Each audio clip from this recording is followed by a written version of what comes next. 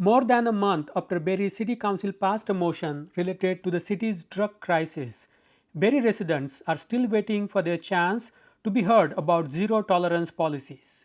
On April 29th, Council passed a direct motion calling for zero tolerance on drug use and drug dealing in downtown Barrie, asking the province for mandatory rehabilitation, supporting stronger sentencing, and seeking specialized outreach services and added enforcement staff.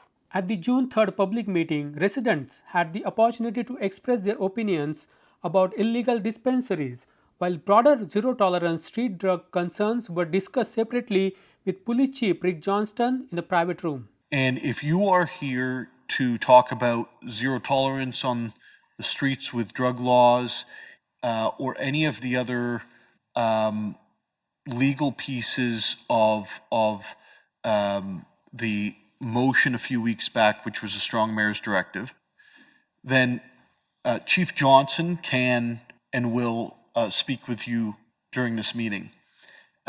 He can go over into the Sir Robert Barrie room and Johnston told Simcoe Community Media the city can't jail its way out of drug use, emphasizing that it's largely the job of social services given the limitations police face. Well, I think the city is reflecting what they're hearing from their constituents and from the city residents, or from a portion thereof.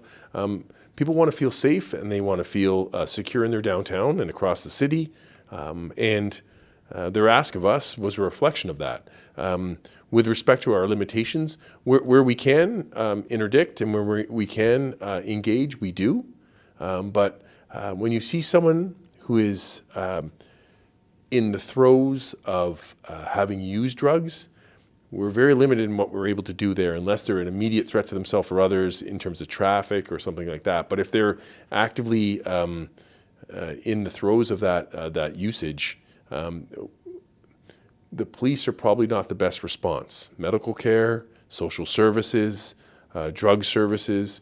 There are other organizations that are better equipped to address that. Echoing concerns Councillor Anne-Marie Kungal and Amy Corser raised in April when they voted against the motion. There's not a single study that I could find online that said that mandatory drug rehabilitation was successful in any way. Very, actually, it's a lot of the studies show the harm in it. And plus, with the zero tolerance with our police, we already know that court systems are overwhelmed and our prisons are overcrowded. If we put the kind of funding that we're talking about into pre-care and social services in the beginning, I don't think we'd be having this conversation now. Resident Rose Romeda raised the issue of methadone clinics in downtown. She also praised Mayor Alex Nuttall for his initiatives. And there is a methadone clinic downtown giving one particular person 24 a day. You're only allowed 30 a month. And we have proof. Photos of the prescription. She takes 4 and she sells the other 20 for $2 a piece and then goes buy her crack. You're doing a great job, Alex. I see the presence downtown, all the extra police force and the security. Not everyone at the meeting agreed the crackdown was aimed at the right target. Angel Vita, who works for a cannabis retailer, put the blame on downtown bars. Sure, the methadone clinic and the drug problems that we're seeing downtown are a big problem. But that is because the Dunlop Strip alone has 12 or more safe consumption sites for alcoholics, which I believe y'all call a bar, but nothing for anyone who has other substance problems. The same evening, Barrie residents packed the council chambers to oppose the proposed redevelopment at SR Road in Ward 7, a high-density project from Severino Developments. The plan would add 2 residential towers, one of 16 stories and one of 18, along with 3-story stacked townhouses. Residents voiced a range of concerns. Traffic topped the list, with worries that hundreds of new parking spaces would add to an already congested stretch of road. Main concerns on this one for me are traffic. We've heard about 580 proposed parking spaces. Many times coming out of Warner to make a left-hand turn to go grocery shopping into Food Basics, I am not able to make that left-hand turn because the traffic is lined up to the corner. So you put another 580 cars, vehicles in through there. It's just going to be lovely. The underground parking makes me laugh. As Ontario and Canada push to build more housing amid a shortage, especially for younger Canadians, Barrie residents continue to show strong opposition to major housing projects in the city. Council has mostly sided with residents who opposed such projects in the past. The opposition, especially during an election year, makes the matter politically charged. Following is our interview with Police Chief Rich Johnston and coverage of the meeting. So when City Council made that motion, they had recommended to the police that they would like to see a zero tolerance approach to open drug use in the downtown area and across the city. We, as a public service, as a public safety service, we listen to our community and our elected voices, and that is City Council. We certainly took heed of what they said and their ask of us. The direction to our officers has been and continues to be, if they see open drug use, they are to seize it, and where appropriately charges. And we have not moved away from that. From January 1st to May 12th, we've laid 273 charges in the downtown on and openly seized drugs that many times. So we are actively doing it as much as we can. But we are a finite resource, and we can't be everywhere at all times. Well, I think the city is reflecting what they're hearing from their constituents and from the city residents, or from a portion thereof.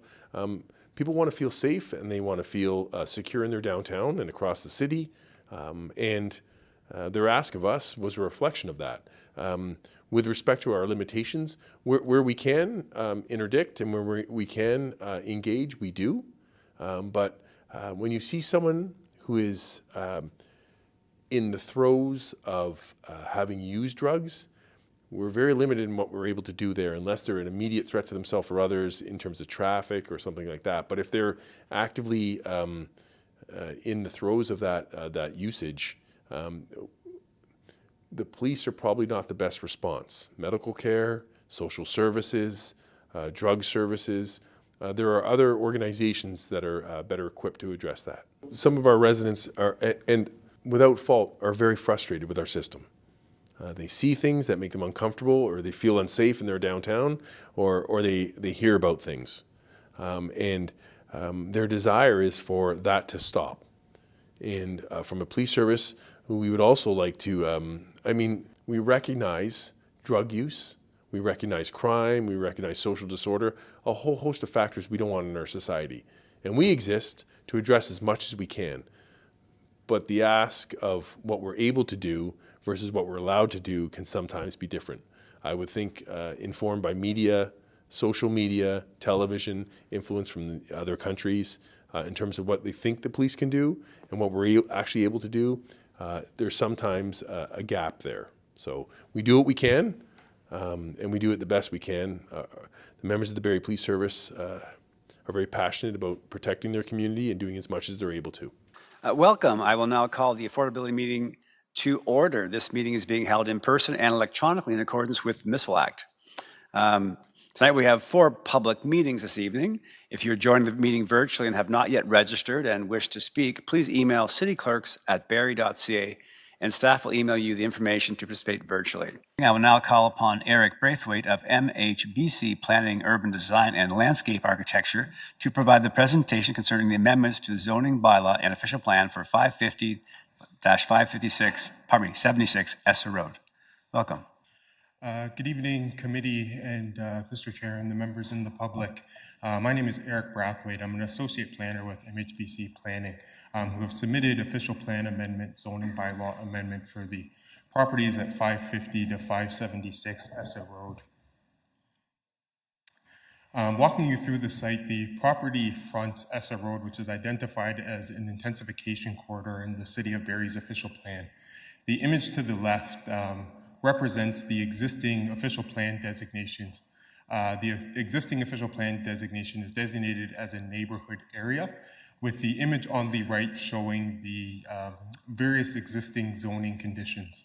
The property has historic planning applications, so there are a number of site-specific exceptions The next slide, the following slide, I'll explain what our specific applications will be doing as I want to differentiate between what the official plan amendment is doing and what the zoning bylaw amendment is doing. To provide you some of the existing context, the properties currently have an active development of an 8-story mid-rise building, which you can see in the third image to the top right portion of the screen. The surrounding areas are occupied by existing single dwellings, both to the north and the south of the property. Adjacent to the site on the opposite side of Essa Road is an existing commercial plaza, which you can see in the middle image at the bottom of the page, that houses a food basics and other retail uses. Speaking to the surrounding context, I'll start with the image on the left. The property is identified in the red square where you can see the official plan designations of the neighborhood area, as well as the commercial district, which houses the retail uses opposite of Essa Road. To the south east of the property, you can see that there is some light employment uses that are non-industrial. Directly south, you can see that there is adjacent medium density designated properties, and then to the north, you can see there are other neighborhood properties. The little symbols, the green ones represent some of the existing green space and parks in the area, with other community facilities such as libraries, schools, etc., identified on the map. To the right provides an overview of the existing transit maps within the area. You can see at the corner of our property at the south end, there is an existing bus route. There is bus routes along Essa Road. They do differ in direction. It's not a straight north-south, east-west. The bus route travels from the south end to the north and heads west on Mapleton Avenue, and then also comes from Mapleton Avenue and then comes northbound. So while there is transit in the area, we do recognize that transit isn't, I would say, in a traditional fashion that you would expect the typical gridlock system that the bus route does travel in east-west and north-south fashions. As I was saying previously, the purpose and details of our application is to permit high-density development and allow for increased heights all along an intensification corridor in the form of 16 and 18-story mid-rise rental apartment buildings and 3-story townhouses to the rear adjacent to the existing neighborhood area. So what the official plan will specifically doing on a site-wide basis is redesignate the lands from that neighborhood area to a high-density designation to allow for the proposed density along an intensification corridor.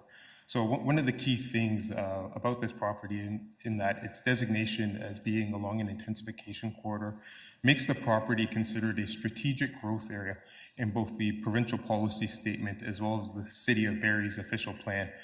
Both the province and the city don't want growth to come everywhere and anywhere. That growth is meant to be focused in key areas, with intensification corridors being one of those key areas. That's part of the rationale, which is the reason for our development, is that Essa Road is an intensification corridor, therefore making it a strategic growth area. The zoning bylaw amendment is intended to rezone the lands from the residential apartment 2 exception 1 and mixed use to the residential 2 exception 2 and residential mixed use 2. And this is to establish development standards to facilitate the proposed development, heights, setbacks, bicycle parking, vehicular parking, and amenity spaces. I just want to touch on some of the development statistics and the rationale. The city is currently undertaking a zoning bylaw update for the entirety of the city. So many of the zoning standards in which we are prescribing align with what is available in your publicly available draft zoning bylaw. So I do know that parking is a consideration in Barrie. I do just want to jump ahead of the question before it's asked, that the proposed parking rate was intended to meet the draft zoning bylaw, we have since had discussions with transportation planning in which they've advised the city is reviewing your proposed parking rates. So we intend to work with the city, review what that new parking justification is. Just right now, there's not an updated public document showing the direction that the city is currently reviewing. So we've taken the comment back for consideration. Staff have identified that they require a parking justification study, which we will prepare as part of a second submission. So just wanted to stop on parking for a second, as I know the city of Barrie is really conscious of those parking standards. And finally, while this has not been submitted yet, if the official plan and zoning bylaw amendment are approved, we will be required to submit a site plan approval application. And what that site plan approval application does is review the property in a much more detailed stage, looks at grading, looks at engineering services, really looks at the, I'll call it minute details of the development, and we get very specific details and comments back and work through any outstanding information that zoning may not necessarily cover.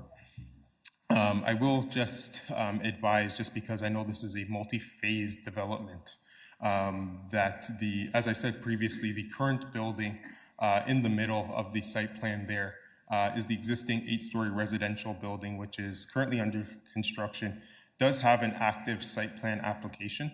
Back in the winter, we had submitted a minor variance application to allow additional units to infill the space, as well as permit the parking to be underground of the subject site. So that northern part does have an active site plan approval application that we are still working through city staff with on the technical merits, but the other portions of the site to the I'll call it east and west of this page, just for simplicity, the left and the right, are the portions of the application that are subject to the official plan and zoning bylaw amendment. So to break that down a little bit, just to make it clear, this is our proposed phasing plan. So the phase 1A portion of the site is what is currently constructed. So if you were to go to the property today, you would see that 8-story building. That has an active building permit that we are still working through staff to amend the application to permit the underground parking, just that previously surface parking was only approved on the property. The phase 1B portion, which is the area identified in blue, proposes new townhouse units. And what those townhouses do along the rear is provide a transition to the rear neighborhood. So we don't want to put the mid-rise buildings right up against the existing neighborhood area. That wouldn't be proper design. So that townhouse provides a buffer that, although we believe density should be applied on the site, density should be applied with the considerations of good urban and planning practices. The phase 2 portion of the site is the 16-story building along Essa Road, with the rear portion also providing those townhouses. And then if you go to the right of the page, the area in yellow / orange is the proposed 18-story building that also has townhouses to the rear. And I'm just going to go back to the site plan just to kind of go over the phasing plan now that you've seen that. For the first 2 phases, the access to the property is intended to come through Essa Road. So that would service the first 2 phases. And then the extension out to Mapleton Avenue would happen within the 3rd phase of development. So by no means do we see this as a project that's going to happen right away. The project is intended to be phased. It's currently being phased, in that right now our team is focusing on completing the phase 1A application in the site plan to get the parking underground. And just at a high level, the project statistics, the total net FSI of the developable area is 2.49. And what this translates into in terms of units per hectare is 429.9 units per hectare on the site. As stated previously, the buildings are, the mid-rise buildings are 16 stories for the phase 2, 8 stories for the phase 1A, and 18 stories for the phase 3. Additionally, the townhouses are proposed to be 3-story stacked townhouses along the rear. In terms of amenity space, we're providing a total of 2,582 square meters of indoor and outdoor amenity space. So within the Phase 1A application, there is an on-site park. I will just point to the rear. So in between the Phase 2, does this have a laser? Yeah.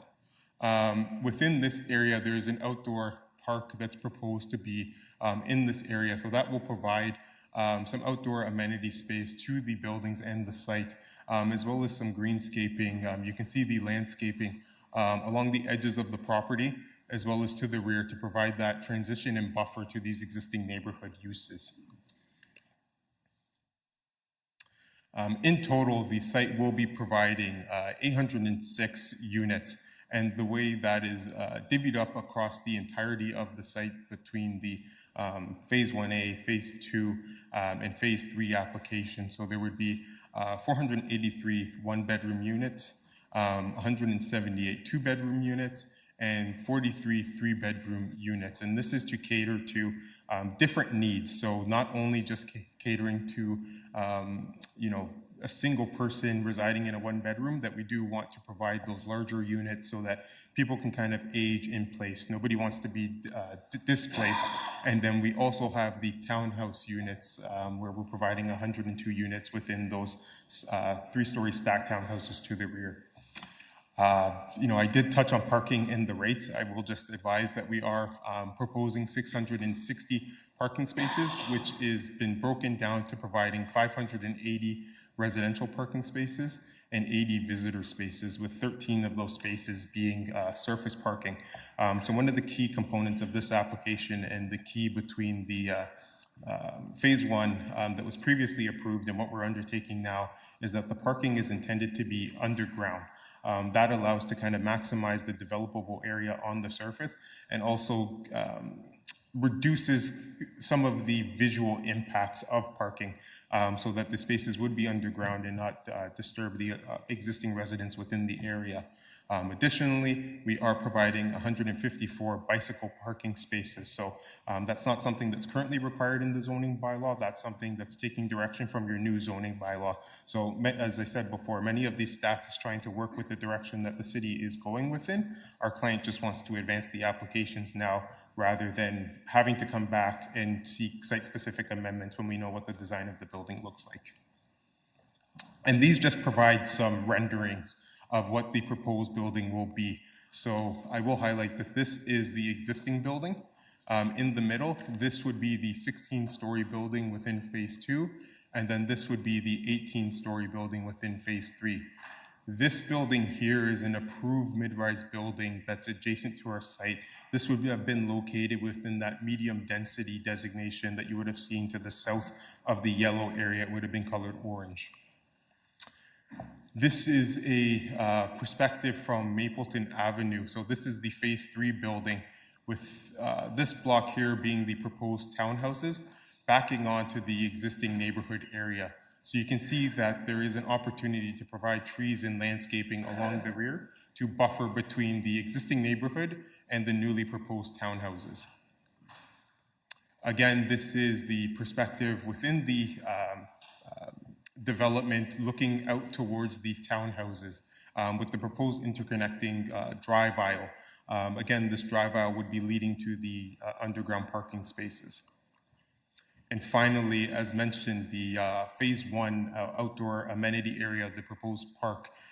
This is a rendering of what the park could potentially look like.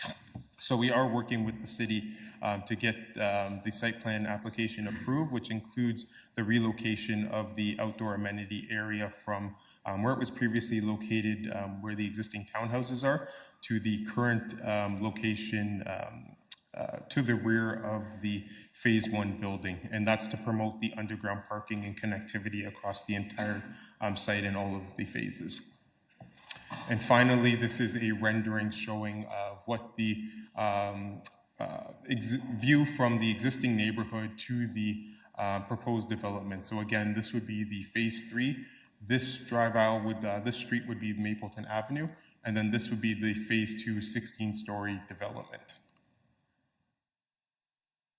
So as part of the complete application, we did submit a number of studies, including a planning justification report, urban design brief, functional servicing and stormwater, transportation impact study, wind study, geotechnical and hydrogeology, waste management plan, as well as phase 1 environmental site assessments.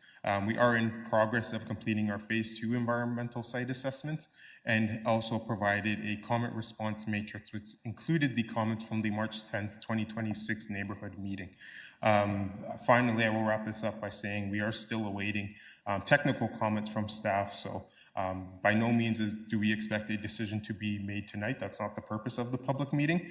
We're here to hear the feedback from the committee as well as members of the public, and we'll take that into consideration once we receive the technical comments from staff.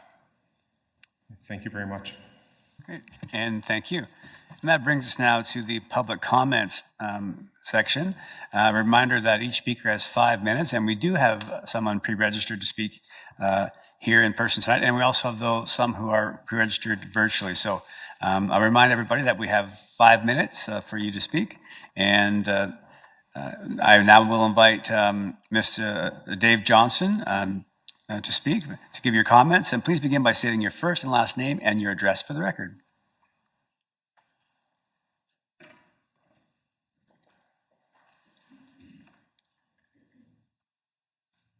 Good evening, folks. My name's Dave Johnstone, 21 Warner Road, in behind the proposed site. In respect for everybody's time, I have very, very many concerns about this project, which I have addressed to Dana Sutterby and also to the planner of the day today, because I realized, or it came to my attention, she might be away. Main concerns on this one for me are traffic. We've heard about 580 proposed parking spaces. Many times coming out of Warner to make a left-hand turn to go grocery shopping into Food Basics, I am not able to make that left-hand turn because the traffic is lined up to the corner. So you put another 580 cars, vehicles in through there, it's just going to be lovely. The underground parking makes me laugh. To be honest, I used to deliver ready-mix concrete for 11 years and was very good at it. I'm not sure if anybody can answer or is willing to answer how many existing parking spots are in the existing 8-story building, but I know that it was, and this, I shouldn't say I know, it was either built on a floating slab of concrete at 450 meters or basically 3 pours at 450 meters. So that means they're going to excavate under the weight of that concrete in order to put underground parking in there. Not going to happen. So as I say, in the interest of time, I will cut it short. But what I will say is that this building, every time you turn around, this came as a surprise only to the public. Obviously, planning and the developer have been working on it. DCIs, I don't know how that exactly works because I'm seeing numbers coming out at 100 units when it's like 10 to 15, less than 20 units. So I wonder how much money is being given away there. But as I say, there are a lot more questions arising from this project than what there are answers. I did go to the OMB against Severino Investments only a short 12 years ago when John Broussard said, I hope in 100 years they don't look back and say, what were those guys thinking? It only took 12 to 13. No more OMB or Ontario Land Tribunal. I would be more than pleased to discuss legally what my options were with a qualified lawyer. Thank you very much for your attention. And thank you. Are there any other members of the public who wish to provide comments? Please approach the podium and begin by stating your first and last name and address for the record.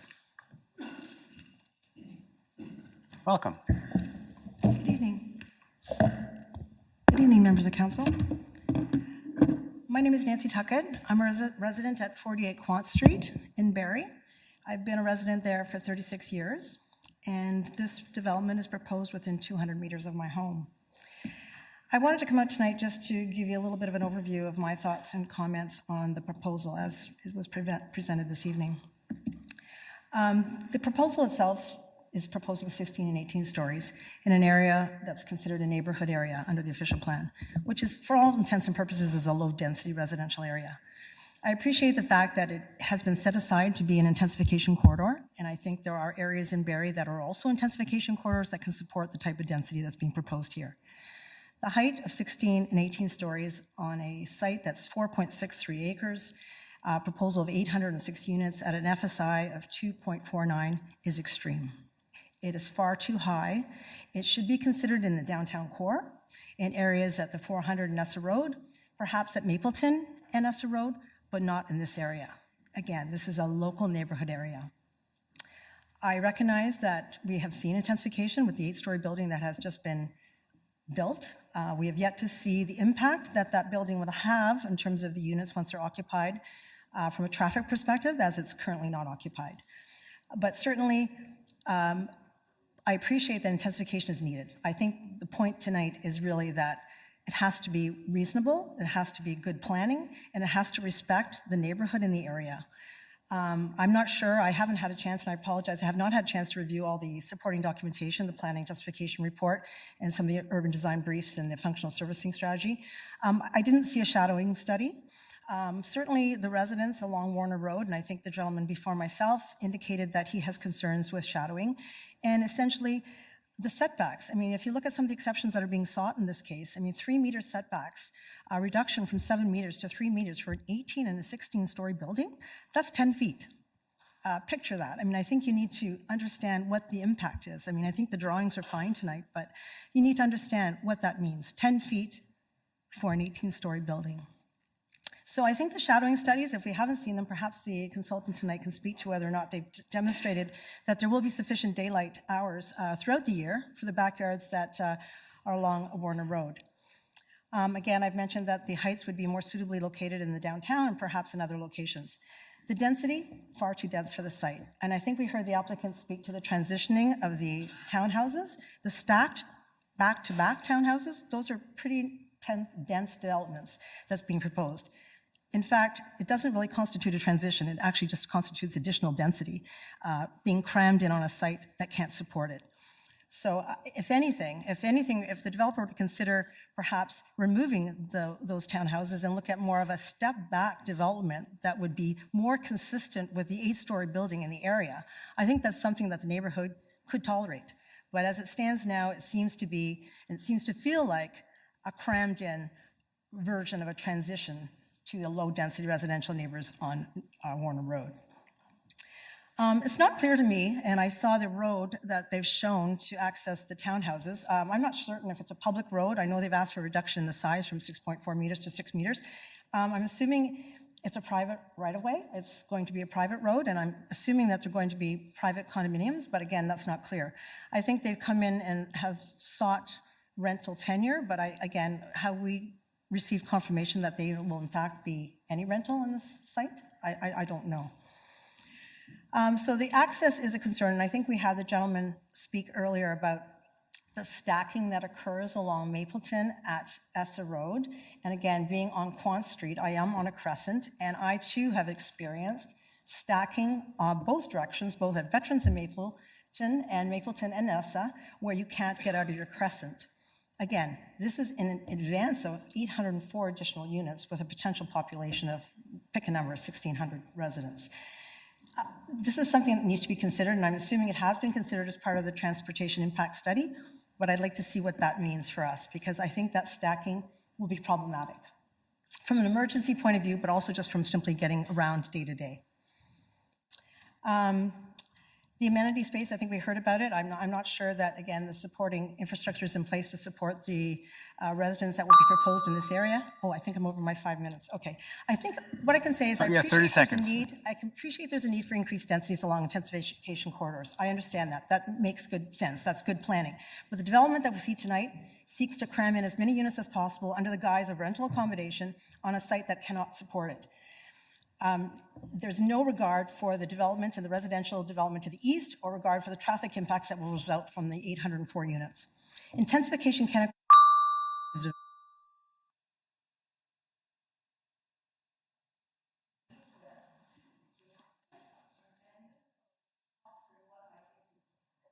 Thank you.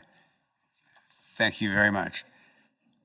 Is there anybody else who wishes to speak? Please approach the podium and start with your name and your address. Thank you. Welcome. Hi, my name is Nicole Murphy. I live at 16 Warner Road.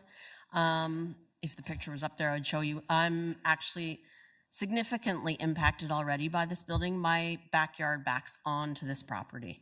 So I'm about halfway behind the building that's currently there that was just built. I'm just going to briefly echo a couple things because there's no point in beating something to death, but the traffic issue is significant, and this is not even taking into account further south on ESSA, there's more buildings coming. So the traffic, it seemed actually shocking to look at that picture when it was sent. Like, I just don't see how it can be supported in the area. So that's significant. Personally, my backyard, since that building was started, the construction was started, we've had drainage issues. Our sump pump, where it usually would drain out perfectly fine, I've been there since 2009. No issues until that building was built. The elevation of that building is significantly high relative to my backyard. So I have like serious concerns once you start putting in these massive buildings. And again, I want to echo the last person. This idea that there's a transition by putting in those townhouses, that's just a money grab for more housing. That has nothing to do with transition at all. The 8 stories at the road was something I was coming to terms with, but I had issues. And like she said, I think the idea of it being an intensification corridor, I accept that, but cramming in that many units is absolutely crazy. And in terms of my personal issue of drainage, I did send an email to the city about it and never heard anything back. So that makes me even more concerned. So I would just really like you to consider that this is truly a family neighborhood. I live on a cul-de-sac at the end, and we know there's more coming there. Nobody has really said anything, but we know more is coming. So please, I would like you to consider that this development is just way too much for us. So please consider that. I know that, it's an intensification corridor, but please consider the people that this has been their community for a very long time. Thank you. Thank you. Mr. Chair, just really quickly, ma'am, before you leave this evening, can you just pass your email on to our clerk so that we can find out where that email is that you've sent, not received a response to? Okay, thank you, Manetto. Is there anyone else who would like to speak? Please approach the podium. Begin by stating your full name and address for the record. Thank you. And we have 2. It's a race. I don't like to speak, but I'm being forced into this. My name is Jerry Allery. I live at 24 Warner Road. I've got phase 2 right in my backyard. I've got a 3-story, or if you read the literature, a 4-story building going back there. I don't know which it is. The gentleman said 3, but the paperwork says 4. My big concern is groundwater. I don't know if anybody here has been to the site to see what it is. I've been there for 30 years. The water table is 7 feet. They had giant sump pumps running in the existing building for 5 months to get the water table down low enough that they could pour concrete down there. 5 freaking months. Doesn't sound like a good plan. Now they want to put an underground parking. Where's the groundwater going? That's what I'm afraid of. My neighbor's sump pump runs every 30 seconds. I've timed it. There's been 3 floods in that house due to water, basically because the hydro went out. But 3 floods, I never had a problem in my house. The problem is he's got a spring running under his house. There used to be a pond back there 30 years ago before they built this subdivision. Nobody knows that. The other questions I got is nobody can answer my questions. I've got more questions than you could possibly ask in 5 minutes and get an answer. Can't get an answer from anybody.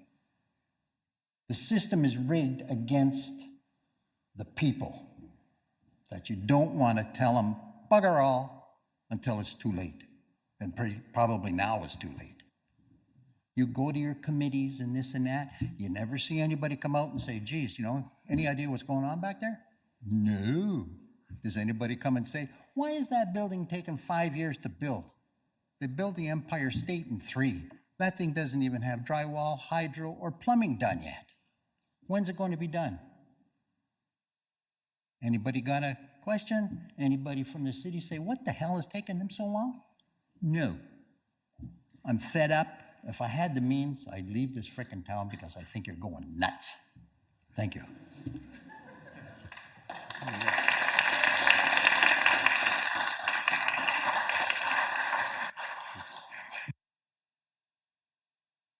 Please, I think you were ready to join us. The lady who was coming down, please, yeah.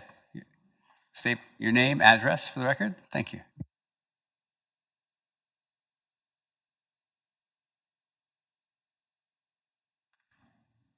To speak.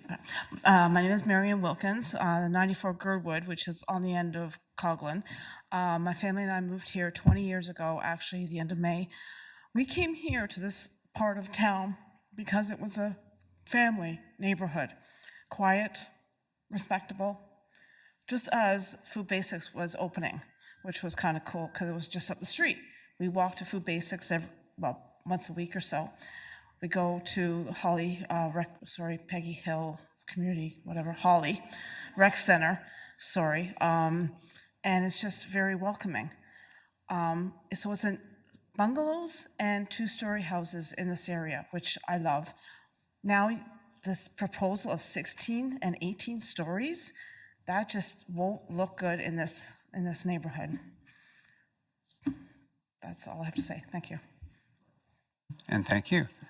Is there anybody else who would like to speak? Please approach the podium and state by your name and address for the record. Thank you. Hi, I'm Catherine Jarvis. I live at 6 Mapleton. I moved there in 2003, and there was nothing on the other side of Veterans, and there was nothing north of me. And I said to my husband, this is going to be a really busy street because it goes all the way through to Arda. Well, we ain't seen nothing yet. Seriously, it's very difficult to get out of that driveway, especially this past winter with snow 7 feet tall. But it's just going to be excruciating when we have 800 units down the street. The other thing that really struck me, especially when I looked at those pictures, I thought these people on Warner are going to have sunset at 1 o'clock in the afternoon. They are not going to see the sun. They're not going to see a sunset. They'll have to go all the way up and around the corner, just like I have to do to see the full moon sometimes.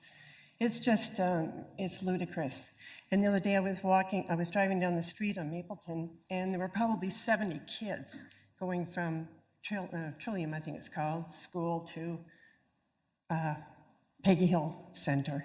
And I thought, boy, oh boy, you add another 700 kids to the mix on this road that are going down to go swimming. It's going to be terrible. And Trillium already has, I believe, portable classrooms. So where are these kids going to go to school? There's a lot of questions that we have, and we're passionate about it, obviously. I was out soliciting the other day to make sure people knew. When I was knocking on doors on Warner, I thought, do you guys know? Do you know? Do you know? They knew. They knew what was coming, or what was potentially coming. And it needs to be rectified. It's just unbearable to think of what that's going to mean to that community, especially that little road that's going to come out right there at Mapleton. Just, where that building is sitting right now, there was, 2 houses in that whole area where you're going to put that 18-story and that's one set of townhouses. There were 2 houses. That's really intense. That's really, really intense. Anyway, that's all I got to say. Thank you. Thank you. If there's anybody else who'd like to speak, you're welcome to approach the podium. Please begin by stating your name and address for the record.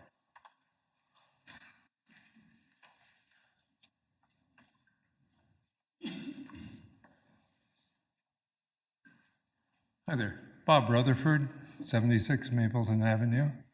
And if you can figure out 76 would be just about kitty corner to where the driveway from the townhouses and apartment complex is. So we're looking at the driveway. Anyways, just to go back on what other people have spoke about, I know they've all talked about traffic. I just want to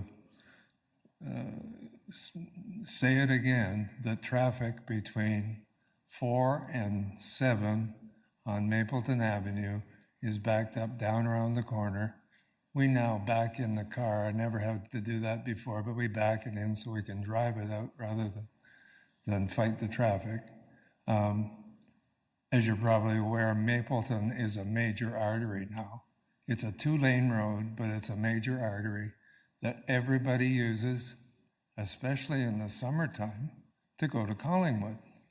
They come off at the racetrack, come up Veterans, down and through and out through Angus and up. So the traffic in the summer is really stupid. So I did a calculation of the number of units. I was off by 100. I thought it was 700, but I see it's 800.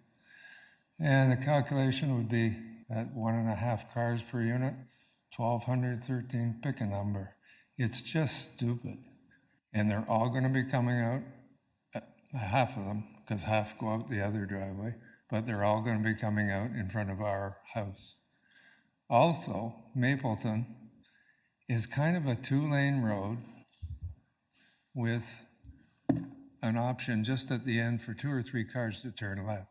So now what you've got in this rush hour when everybody's going to the cottage or South End is people go in the opposite lane. When the light turns red, they come around the traffic to get into those 2 spots. Well, wait till you have that driveway coming out. Something has to happen to Mapleton. The other issue, which somebody touched on, was parking. So if you've got enough spots, fine. If you don't, if you have company, if you have 3 cars, where do you park them? You park them on Mapleton? Well, if you park 2 cars, one on each side of Mapleton, only 1 car can get through. Trust me, I know that. If 2 are parked, 1 on each side, it's a 1-lane road. So these people have to park somewhere. So they'll park on Mapleton, they'll park on Warner, they'll park on Bogue, or they park across the street at Food Basics. Well, guess what? There's so many people from the relatively new townhouse complex that have more than 1 car or have that basement rented with no parking. They park at Food Basics. Well, guess what? Food Basics is now ticketing. The other quick thing I was going to say, I did a drive from the bottom of Esser Road at 400 to the town limits. There's no building that I can see that's over 8 stories. So I took that one step further and I researched as best I could with your building department. And there's no buildings being asked for more than 8 stories. Even that massive development at Mapleview and Essa, which is a commercial, residential, the residential part, it came up at 9 stories. So, okay, that's fine. That kind of blends in with the neighborhood. But to have that 1 or 2 ugly symbols sticking up in the air just doesn't make sense to me. I had this all written down on my phone and the battery went dead. So anyways, I thank you for your time. You nailed it. Thank you. Maybe just in respect to those who pre-registered virtually, Madam Clerk, if we could just maybe go to the virtual, those who are waiting patiently. And I know we had Denise Brent was registered. I don't know if Denise is there.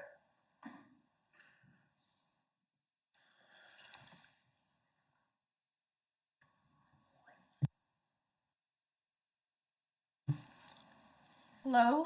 Welcome, Ms. Brent. We can hear you. You have Okay, 5 minutes. thank you. I have an echo here, so I'm just gonna mute myself. Can you hear me okay?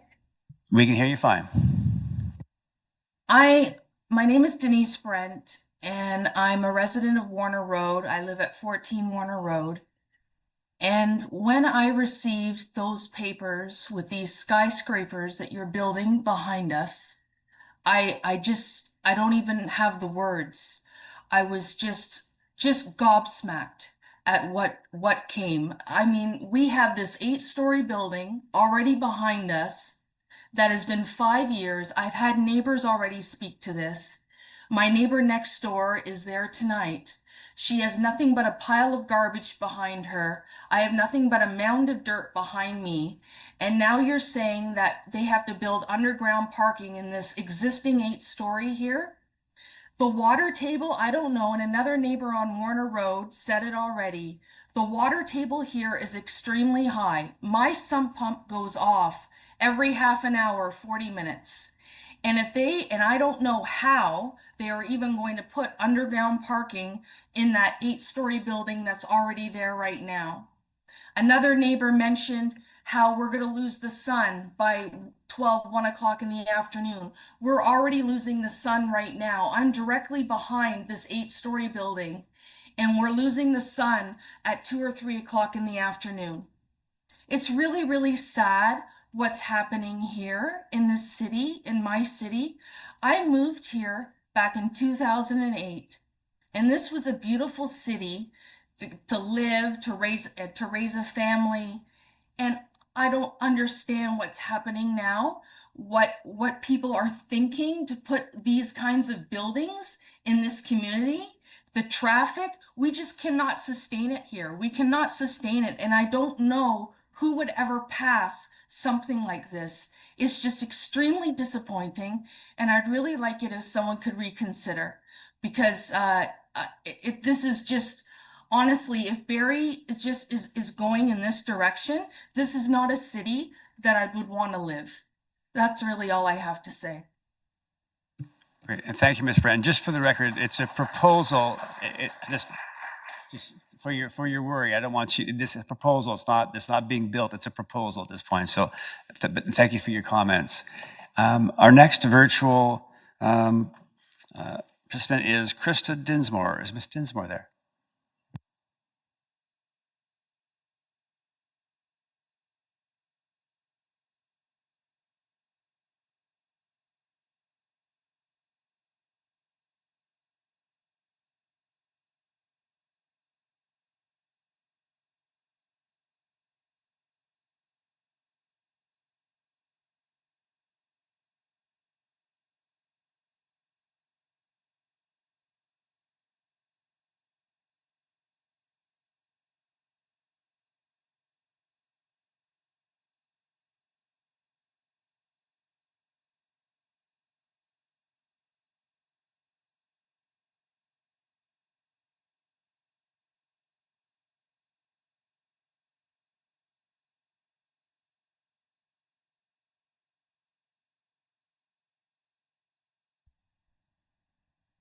So it looks like we're having trouble getting on Krista. So we can move, and then we've had another applicant online virtually. Ms. Cook, Madam Clerk. Yes, Chair Harris. So the next speaker, Amy Demunick, has said that she does not wish to speak anymore. So we had two more. We had two more registered since the beginning of the public meeting. The first one is Pashmina Shakia. We're getting her connected. Again, please state your name and address for the record, and you have 5 minutes.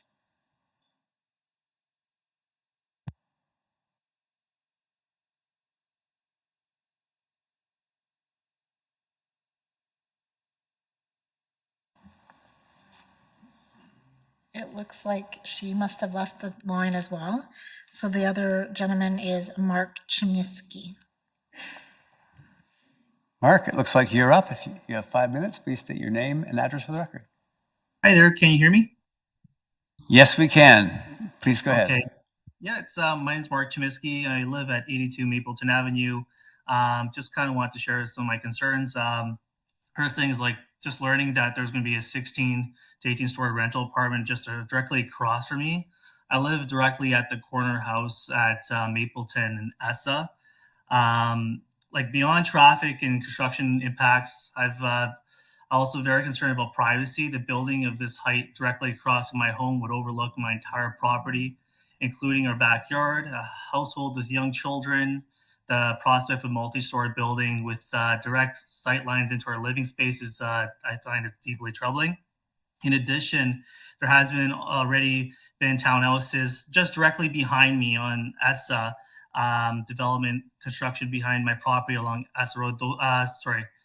Several of those units are now rentals, and there has been frequent attendance by police, fire, and EMS services at all hours.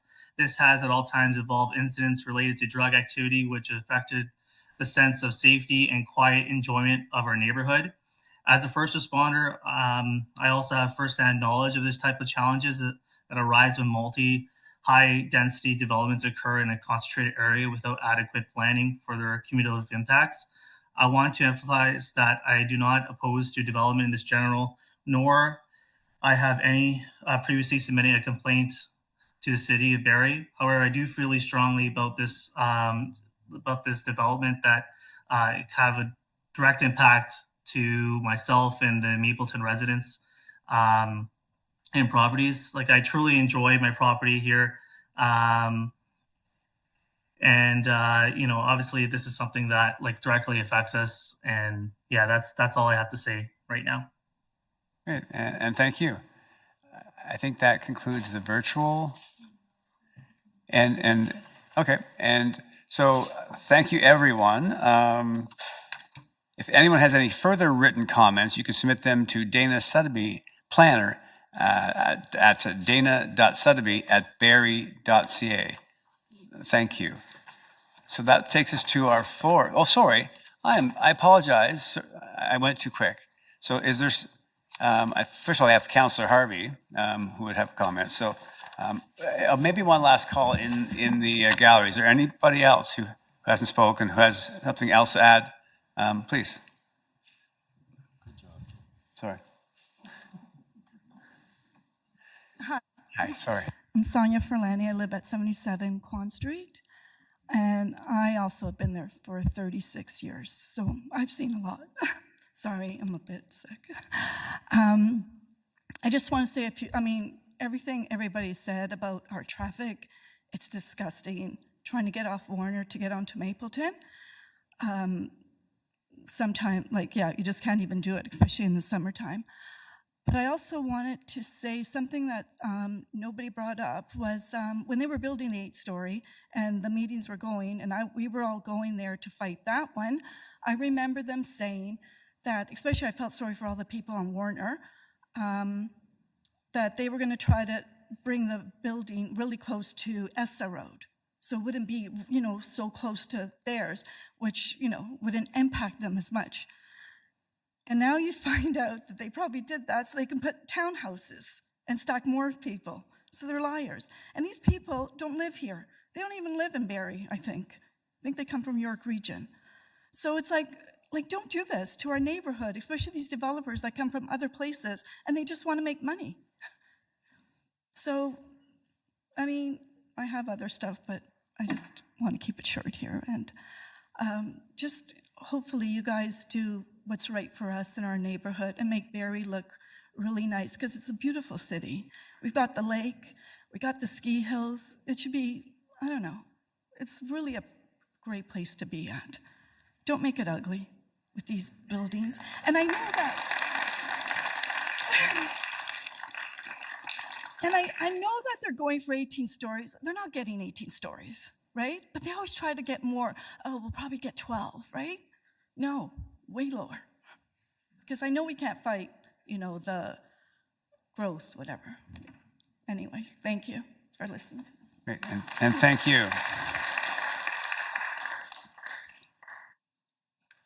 I apologize for going too quickly. If we have everybody from the audience who'd like to speak, I will turn it over to Councillor Harvey for comments and questions. Councillor Harvey.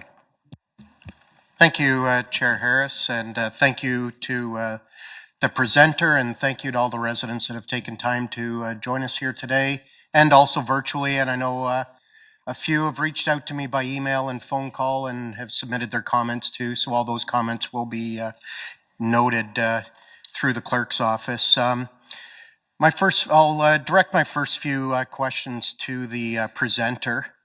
A few times you've mentioned to the townhouses as 3-story stacked, but when you look at the height that's in the paperwork, it's 14.5 meters. A 3-story townhouse is typically 9.9 to maybe 10 meters. So can you provide some clarity as to why they need to be 14.5 meters? Yeah, sorry. Thank you for the question. And I guess I'll also ask, I don't know if there's a requirement or you want me to respond to any of the questions and comments that were prepared. Just I think there were some items that I think warrant some clarification in terms of material that was submitted, but I will respond specifically to Councillor Harvey's question first. Yeah, please, if you can. Yeah, sorry, Councillor Harvey, yeah. So firstly, the height, there is a mezzanine component with the stories. Under the building code, the mezzanine doesn't count as a story, so it is 3 stories and it's split into the levels. So the height, there's not a sole definition of height per story, which is why we are seeking the amendment. So many of these amendments are really to implement the site-specific development that we are going forward with. So there is an opportunity to revisit it, and explore the architectural drawings, but the height that we need to implement our proposed buildings is that 14 meters. So you did, but you didn't answer my question. How tall do you plan on building these townhouses is a pretty yes or no straight type of answer, please. The zoning bylaw is requesting 14 meters in height. And how many stories do you expect these 14.5 meter townhouses to be then? So 3 stories. As I said, there's a mezzanine component that doesn't count as a story in the building code. And just to follow up on that, are you looking at rooftop terraces also? So we are proposing outdoor amenity spaces on the rooftops of the townhouses. So that's to provide additional outdoor amenity space. And part of that is taken from direction of the draft zoning bylaw to provide those outdoor amenity spaces. Yeah, thank you for your response. I'll just remind those that are in the audience, though, although we may or may not like the answers that we're getting, they're giving us the answers.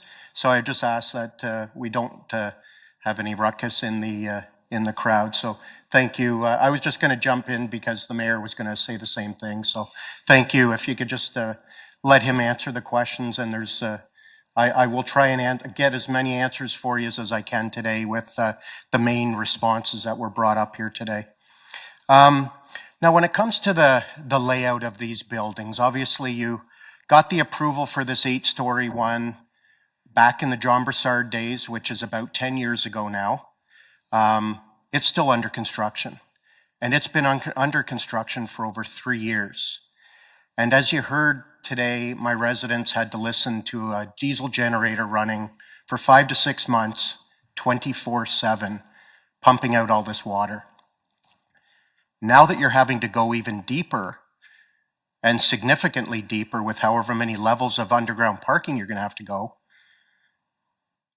what can the residents expect when it comes to uprooting the neighborhood during this period of time if the previous building took 5 to 6 months to get the water out? I'm going to respond to your question in a couple phases. And the first being that the phase 1A, if we can bring the slide back up, which is the existing building, that's intended to be completed ASAP. We've had discussions with city staff and understand that is a priority to get that building complete. As I had mentioned, we have a site plan approval application in with the city to amend the parking from the surface parking to the underground parking. In terms of the delay of the project and the extended period of time, while I wasn't with the project team at the time of that approval, it's my understanding that some of those delays was a result of COVID, in which construction couldn't happen and occur. So I don't want to use COVID as a blanket excuse. We are moving forward with the application. We do have every intention to get it done immediately as part of the overall official plan and zoning bylaw amendment. That site plan approval application where I said we get into the really details and nitty gritty of the application, I would expect that the city would request a construction management plan. And what that construction management plan does is outline items such as, timing of construction, where fills to be relocated to, decommissioning exercises. Like, it's a real detailed plan that really handles the on-site construction practices of the property. So again, we're not at that stage yet for the entirety of the state, that right now we need the official plan to permit it to the high density designation, and then need the zoning bylaw to get the building performance standards, and then we would go through that site plan approval process. So in terms of the phase 1A, the existing building, our intention is to have that wrapped up within the next couple of weeks. From a site plan perspective, the applicant would then need to submit revised building permit drawings. That's the building department would need to review all the construction changes to get the building underground, which they would review, foundation standards, et cetera. And then once the building permit is issued, we would have a building permit and start construction, re-engage construction. So we would expect construction to be completed by the end of this year. Our client wants to have the building complete by the fall. Okay, thank you. Now, when it comes to the planning piece of it, so obviously the first building in the middle is 8 stories. What you're proposing is the 18 at the corner of the intersection of Mapleton and Essa, and then the 16 to the south. How is this smart planning where you have a much shorter 8-story building in the middle with these 2 towers on the either side, whereas typically what you see in every municipality is a staging, where typically at let's say the intersection, you would be much shorter, gradual step up, and then maybe a gradual step up. Can you speak to how you find that this is smart planning? So again, I think that's a multi-layered question, and I think the first question is how does the city want to transition? So I don't think there's one way to plan a building or one way to transition. While we're not within a major transit station area, some of the commonalities for transition is you would increase the density at that transit station. So with this, we can't change the 8-story building. It's in construction. It's mid-construction. We wouldn't be able to demolish it. That would lengthen the time and process considerably. But I don't think it is uncommon for there to be 2 tower components and a shorter mid-rise. If you look at other buildings within the GTA, sometimes one high-rise building will have 2 tower components and a podium across. This kind of mimics the built form of that, with the extension of there's an actual physical break between the buildings to provide separation, access, pedestrian pathways connecting back to the external public sidewalk. So I don't think it's uncommon in terms of a built form to have what I'll call an H-like built form, that the 8-story would act as a podium, so to say, for the entire buildings, and then you'll have the higher buildings to the north and south of it. Next question would be with respect to the setbacks. Now that you're asking for a reduced setback of 3 meters, which I'm assuming is the back fence line where the townhouses would start, would that be correct? No, that is incorrect. And that was one of the points of clarification I wanted to make. The 3 meters would be to the southern portion. So if someone can bring up the site plan, the rear townhouses are providing a 7.5 meter setback from this portion here to the fence line. That's 7.5 meters. So there's no intention of only providing a 3 meters setback here that wouldn't provide sufficient space. That 7.5 meters aligns with what the building standards are in your draft zoning bylaw. And that's why I said part of the direction that we've taken from these standards are based off of the draft zoning bylaw, knowing that it's not approved, but it does represent a direction that the city is considering going forward. The next piece would be traffic. Obviously, we've heard a lot of comments about traffic. I've gone through the 498 pages of the traffic management plan that's been done. I don't see anything in there, though, that actually addresses the concerns that were raised here today and that I have actually seen firsthand myself occur. They're not lying about the fact that you can't get out of Warner Avenue because things get backed up during peak periods, because it's literally a 2-lane road with a very small left turn lane as you approach the intersection. Now adding another laneway coming out of this development even closer to the lights is only going to make a bad situation even worse. Where in this traffic study does it capture that? Because I can't find it. Yeah, so I don't have the full brief of the traffic study. I'm happy to respond and provide an email. I apologize in advance that our traffic consultant had a family emergency that he couldn't be in attendance. The recommendation is that there are improvements recommended as part of the optimizing of the signalization of the traffic signal at that intersection. So my understanding is that it would change kind of the interval time to kind of delay those queues within there. Notwithstanding that, the traffic impact study is still being under review by the city's transportation team. So while we did put forward a traffic impact study, the city of Barrie does need to do their due diligence, review the traffic impact study, and provide us with comments. So I don't want to speak on behalf of the city. They may agree with us, they may not agree with us. I just need those technical comments, and we will assess the traffic situation. And then the other traffic-related question I have is with respect to the entrance and exit onto Essa Road. Obviously, you've asked for a narrowing of that roadway also. Is that entrance and exit expected to be permitting left turns onto Essa Road, or what do you envision there? Because I don't see that a directional island is included in the detailed diagrams that are available to date. That is correct. So firstly, I'll start with the proposal for the reduction of the driveway. We had applied for a minor variance, which was approved to reduce the driveway to that 6.4 meters. And the rationale for that was the draft zoning bylaw outlines that a 6.4 meter drive aisle is the direction that the city is going in. So again, many of the standards we did take from the draft zoning bylaw. That variance was granted. The existing, the entrance on Essa Road was always contemplated even with the historical approval of the development. So we aren't changing the location of that entrance. It's remaining as it was approved.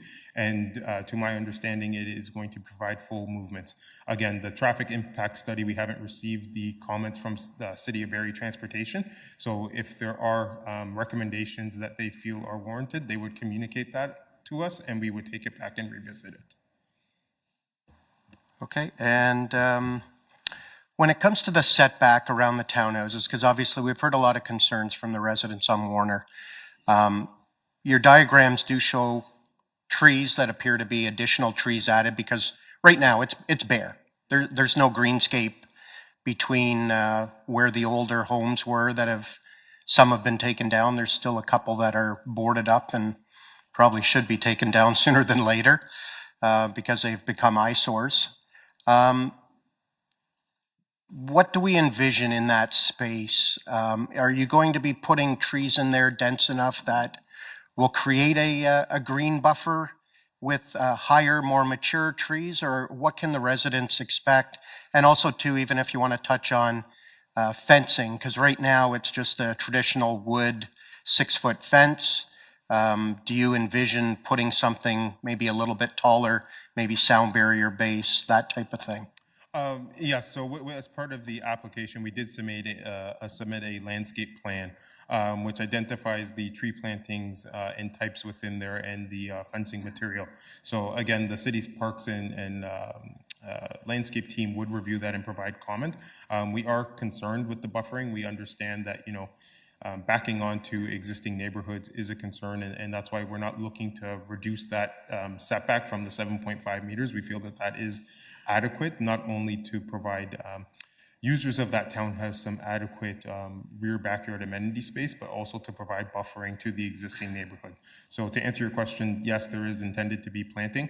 Mature trees, they will grow eventually, but the intent is not to leave the site bare, that we do want to provide that outdoor amenity space and soft landscaping. Part of the amendment actually introduces that outdoor amenity space, which isn't currently in the City of Barrie zoning bylaw. The draft zoning bylaw does require outdoor amenity space. We're taking a step right now to say it's needed. We're going to put the outdoor amenity space in there now. So we are considering the direction that the city is moving towards. Great, thank you. My next couple questions will be for staff. Through you, Chair Harris, probably to Ms. Banfield, I would suspect. When it comes to the number of persons per hectare that the city has as a goal, I believe this one's floating around 800. What is the city's goal when it comes to persons per hectare? Through you, Chair Harris, to Councillor Harvey, there's a couple of rates. Like there's some that are across the city. When we look at the entire city, there's a range in our official plan for that, and I'm just trying to see if I can pull that up quickly. Along intensification corridors, there are also targets, but when a planning staff report comes back to council, what we do is there's a density analysis attached to every intensification project, and what that does is it takes a look at the entire like basically a hectare of the area and shows what the existing density is, and then it inserts kind of this proposed density for the project. And what that shows is that ultimately, while a particular property may have an 800 unit per hectare calculation, when you actually look at the entire area, it's actually much lower, because we look at it from a per hectare perspective. So that's kind of how we take a look at it. And along intensification corridors, there is that range that, yes, we expect to have more density, but when it comes back to council, it shows you the exact calculation. And over time, like if this application gets, or a variation of this gets approved, or any application at a higher rate, it'll still be continued to be factored into what happens in the area. The applicant themselves might be able to tell you exactly what the density calculation is for this application. Yes, again, sorry, through the chair, if you would like me to answer that question. So our proposed density is 647.40 residents per hectare, but that also translates into a 431 units per hectare. So density is calculated in two ways, in that the PPS outlines that Barrie is a large and fast-growing municipality in which applications do have to seek a minimum of 50 residents and jobs per hectare. But then for the high density designation of the city, there's a minimum of 225 units per hectare for high density development. So we would be adhering to both the PPS and the city with our application based off of the proposed density as is. Great, thank you. And just a follow-up to staff. So obviously this area, these particular parcels are zoned neighborhood. And under the official plan, obviously, yes, it's an intensification corridor. However, under the official plan, would you anticipate, or is this even considered as an area for high density development? Through you, Chair Harris, to Councillor Harvey, That wasn't, that's why there's actually an official plan amendment application as part of this, because no, what the applicant is proposing is a shift from what the official plan initially proposed. Great, thank you. Yeah, no, I asked a question I knew the answer to. I just wanted to make sure that that was being heard by all.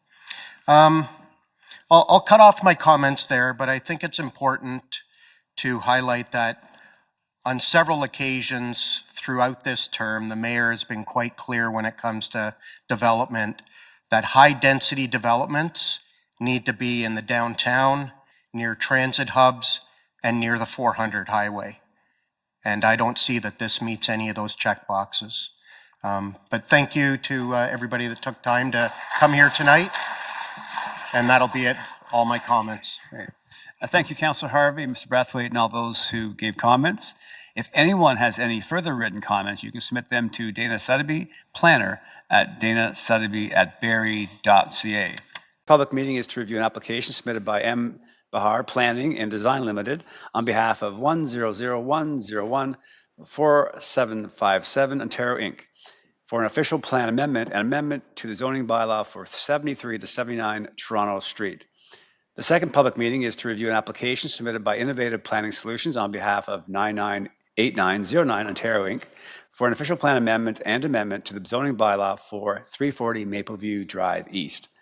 The third public meeting is to review an application submitted by MHBC Planning Limited on behalf of Severino Developments Incorporated for an official plan amendment and amendment to the zoning bylaw for 550 to 576 Essa Road. And the fourth and final public meeting is to review an amendment to the zoning bylaw further to direct motion 2026-A076, zero tolerance enforcement of drug laws within the city of Barrie. Members of the committee will be listening to the presentations and comments received during the public meeting, but will not be making comments or debating the items tonight. Committee members will have an opportunity to provide comments when the staff report is considered by General Committee at a later date. Interested persons wishing to receive notification of the staff report can sign the notification form at the back of the council chambers or by emailing cityclerks@barrie.ca. Michelle Banfield, Executive Director of Development Services, would you please confirm that the notifications were conducted in accordance with the Planning Act for tonight's public meeting? Yes, Chair Harris, it was. Thank you.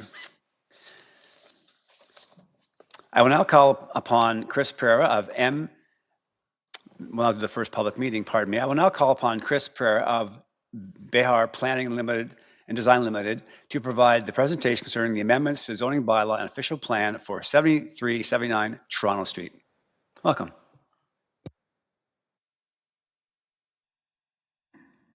Thank you, Mr. Chair. That's better. Good evening, Mr. Chair and members of committee. My name is Chris Pereira. I'm the principal of Bahar Planning Design Limited. We are the planning and urban design consultants for the owner and of the application before committee today. Am I controlling the slides or can I use this? That's handy. The subject lands, I'm not going to spend a huge amount of time. I think we are familiar with the subject lands, but they are located at the southeast corner of Queen's Park, just north of Dunlop Street. The parcel extends about halfway into the city block, with the only frontage being onto Toronto Street. More zoomed in and through aerial photography, we can see that the subject site is kind of rectilinear in shape, measures approximately 2,400 square meters, with approximately 60 meters of frontage onto Toronto Street, and an average depth of about 40 meters into the, that would be the eastern direction. Here are some photos of the existing condition of the site containing the dwelling units at 73, 75, and 79 Toronto Street, as well as the existing shed at the rear of 75 Toronto Street. So those are the three primary structures and one accessory structure that exists on the properties as of today. Quickly, the map before you is a representation of current development activity within downtown Barrie. The black dotted line, for ease of reference, is the Urban Growth Centre, which is the province of Ontario deems to be prime area for higher density development and intensification. And as we can see, a variety of tall buildings have either been approved or have been submitted for review and are currently under review by staff.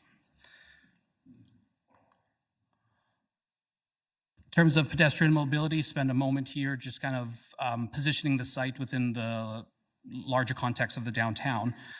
This slide shows pedestrian mobility opportunities for the site. Toronto Street maintains both cycling and pedestrian infrastructure that connects to other areas of the city, including the downtown and the Barrie Transit Terminal. So this slide kind of explains the nature of the applications that are before committee today to discuss and that have been submitted to staff for review. So the first portion of our application is the official plan amendment, being a medium density designated site that is adjacent a high density designated site. Per policy 2622A, we are seeking to also match the density that is afforded to our property through the adjacency as outlined in that policy. So the official plan amendment is seeking to permit the tall building on a medium density site that is adjacent a high density site.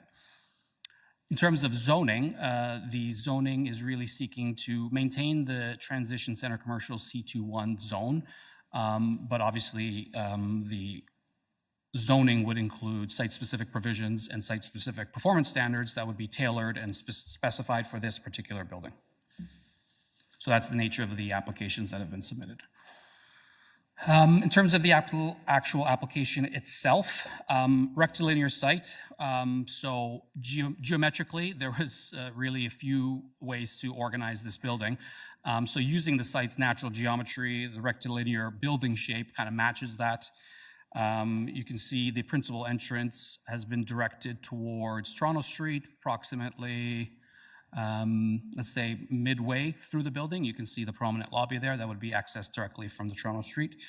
A 5-meter setback from Toronto streets. This will allow kind of a balanced streetscape approach between the setback itself combined with the boulevard. So between the curb and the building face, you're going to have this public and private kind of landscape condition that it will be good for the streetscape, certainly a streetscape improvement, and also tremendous consideration for pedestrian kind of activity and connectivity through that area. In terms of access, you can see one consolidated access right at the south end of the site. This is where all vehicles, whether they're residents, visitors, delivery, food delivery, transport, Uber stuff, would all be accessing the site through this shared driveway. And then you can see the loading bay, the ramp to the underground parking garage, which is just above the loading bay. So all the vehicles will be accessing the site and either accessing the parking garage, which is actually an above grade parking garage. And we have 3 stories of that. And we'll see that better in the elevations. So that would take you up to the parking garage. And then the loading bay is where, the functional components, garbage pickup, et cetera, would be organized.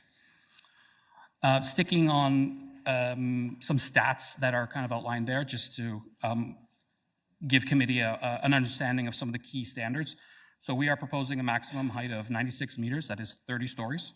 There's a gross floor area of about 20,500 square meters. This represents a floor space index on this particular site of 8.41. And as we can see on the screen, we have proposed 322 apartment units. The unit mix is shown there clearly, 46 bachelors, 184 beds, and then 69 2-bedrooms and 23 3-bedroom units, as well as a respectable amount of ground floor retail to further animate the streetscape and really contribute to that kind of pedestrian experience that I was speaking to briefly.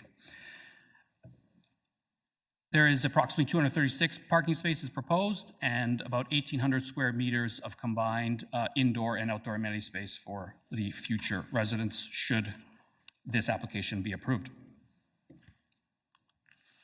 Moving along quickly here. So this is the section and elevation, and I wanted to just highlight the podium because that's kind of where some interesting things are happening. And I believe there is an existing building just here on Dunlop that has also instituted the same design. Committee may be familiar with the higher water table in this part of the downtown. So you can see on the image on the left is the section which cuts through the building. You can see the above grade parking ramp, which is 4 stories tall. This is above the ground floor. So this is above grade parking structure. And on the picture on the right, you can see the elevation, which the architect has taken great care to animate that facade to not make it look like a parking structure. The idea is you can provide that use because it's very efficient, but you don't want it to look unsightly. So there's an architectural solution for that. And we're continuing to work with staff on what we can collectively think is the best treatment and architectural kind of vocabulary for that part of the building. Again, here are some rendering views just to really show the proposal within the context. You can see the building that I was talking about on the image on the left. That's kind of in the background there. That is currently under construction, well under construction, and how our building kind of is picking up on the existing and emerging context of downtown Barrie. Image on the right just shows kind of a nighttime shot looking towards the north from Toronto Street, and you can see the podium there in the middle image on the bottom, which is kind of still details to be confirmed, but you can see that architectural detailing is being emphasized in that area due to the parking structure. Getting near the end here, Mr. Chair, a number of key studies have been included and are being reviewed, have been reviewed, and comments are in the process of being provided and trickled through, and we are also going through those comments in detail. But everything from planning justification, community services, landscape, architecture, heritage character, environmental work, transportation, and a number of additional technical studies, geotech, hydrology, the standard studies. With that being said, I will make myself available for any questions that committee or anybody, any residents may have. Thank you very much for your time. Great. And thank you. This now brings us to public comments, and I please remind people that we have a full gallery. We have 4 meetings tonight, so we have 5 minutes per person. And certainly if your points have been made, then we would welcome you to maybe defer those if they've already made. So at this point, I believe there's no members of the public who have pre-registered to speak in person. If there are members of the public who wish to provide comments, please approach the podium and begin by stating your first and last name with address for the record.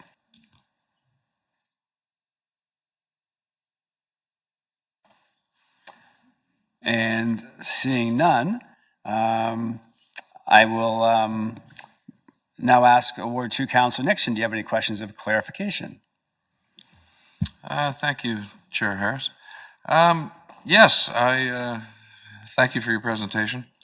A couple things kind of jump out, and again, it's parking. We've gone from 1.5 spaces in the current bylaw down to 0.73, which is quite a drop.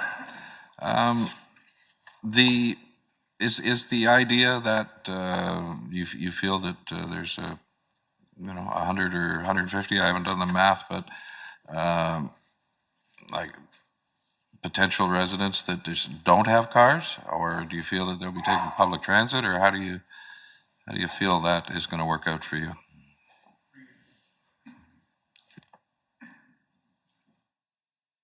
Through you, Mr. Chair, to Councillor Nixon.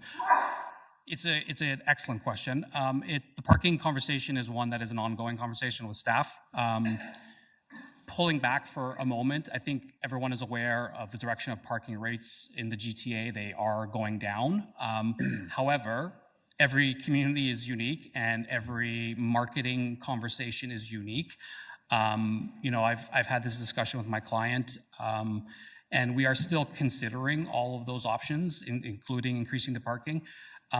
Truth be told, that my client hasn't necessarily decided on the final tenure. This could be a purpose-built rental project should he decide to go in that direction, which could impact the parking conversation as well. So the parking conversation is one that is kind of top of our mind, and it's something that we're going to keep working not only with my client but with staff and arriving at a parking rate that everyone is hopefully ideally comfortable with. So the point is well noted and well taken, and it's something that we're actively looking into. Okay, thank you. Yeah, whether it's condominiums or rental, I mean, people that rent still have cars, so that is certainly something that needs to be considered. And it's more of you're the one taking the risk that if people come and they look at renting or buying, depending on what the case is, if you're not up there first, if you're not in the first 75% of people that sign on, there will be people who may not when they find out that there's just no more spots available. So that's obviously a risk that you're taking.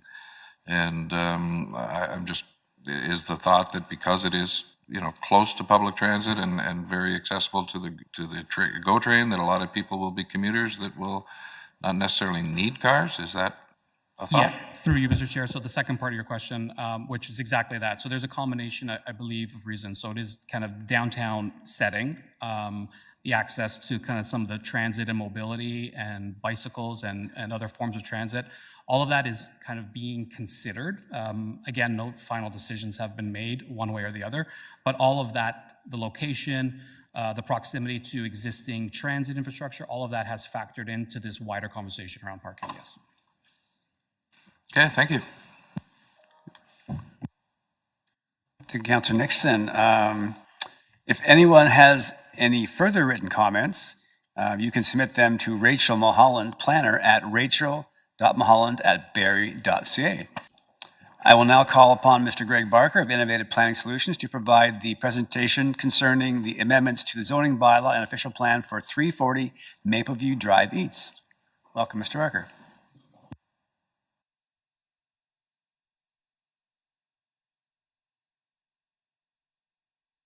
Your mic's not on. Pardon me, maybe just if we can get that presentation on the full screen, that would be great. Thank you.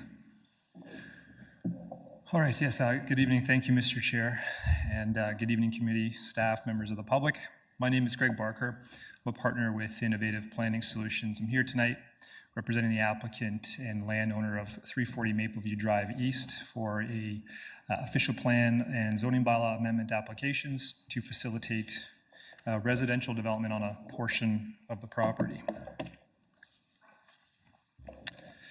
The property, as I mentioned, 340 Mapleview Drive East, it's located about 450 meters east of Huronia Road and approximately 150 meters west of Country Lane, located on the north side of Mapleview Drive.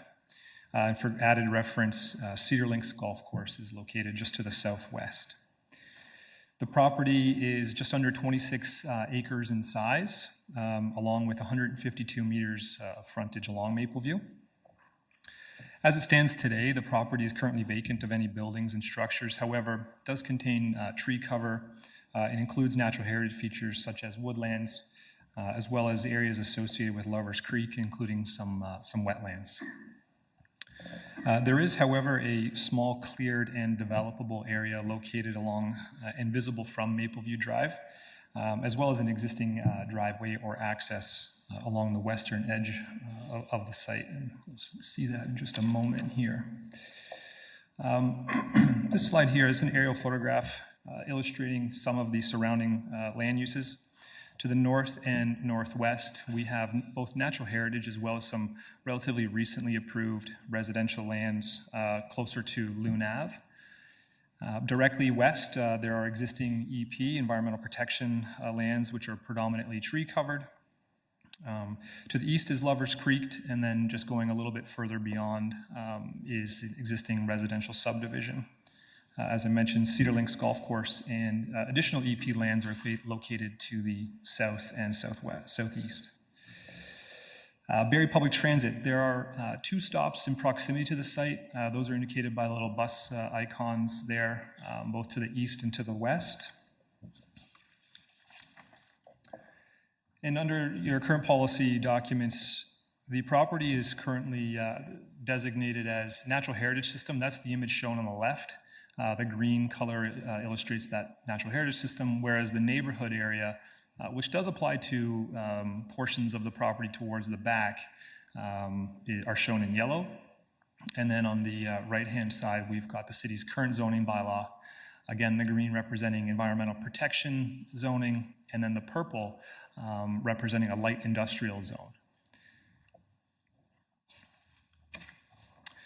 So here I'd like to sort of focus in on what I mentioned earlier about the quote-unquote developable area of the site. So you can see an area of the site has effectively been carved out. This dates back to the late 90s, early 2000s. where fill was brought onto the site during the widening and improvements to Mapleview Drive. And so the site does have an area of just under 26 acres. This developable portion represents approximately 1.11 acres. And this area has been identified through technical study, and it is only this area which is subject to the proposed applications tonight. And finally, the development concept. We've prepared this through multiple iterations as well as multiple pre-consultations with municipal staff as well as agencies. And this concept represents a total of 36 stacked back-to-back units separated into 2 separate buildings, each building containing 18 units. The buildings are proposed with a maximum height of 15 meters, anticipated to provide a mix of 2 and 3 bed options. There are a total of 54 parking spaces, so that equates to 1.5 parking spaces per unit, 3 of which are accessible. There's parking located underneath the buildings. You can see some of the drive aisles kind of going in the short end of the buildings, as well as some surface parking. There's amenity areas, both surface as well as private rooftop. And you can see on here as well, an internal private condominium road provides access from Mapleview through the site.